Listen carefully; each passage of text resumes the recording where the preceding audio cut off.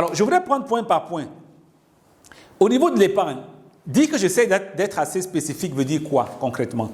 Ça veut dire que je commence à me poser la question, quel est le niveau d'épargne que je souhaite avoir dans X temps, dans 3 mois, dans 6 mois, ainsi de suite. Donc, on aura un thème de montant. Mais également, si vous suivez ce que nous essayons de partager comme connaissance, notre modèle nous dit l'épargne doit évoluer de manière graduelle, n'est-ce pas? La première chose, c'est de mettre en place ce qu'on appelle une épargne de premier secours. Peut-être que mon premier objectif tout de suite là, c'est de mettre en place l'épargne de premier secours dont je parle souvent du montant de 500 000 pour parer aux urgences. La deuxième étape peut être de relever cette épargne de premier secours pour la mettre à l'épargne de sécurité, pour la sécurité financière, donc qui va être jusqu'à 3 mois de mes dépenses courantes.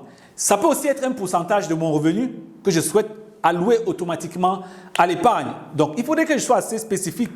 Et je veux me dire, si j'ai des projets à long terme, si à long terme je vais acheter une maison, acheter une voiture, investir pour l'école de mes enfants, est-ce que je peux définir des différentes épargnes en fonction de ces projets-là et commencer aujourd'hui, peut-être 5 ans à l'avance, peut-être 10 ans à l'avance, à épargner. Donc, quand je parle d'épargne, l'épargne pourra représenter ces différentes formes-là, ces différents types d'épargne et couvrir ces différents objectifs.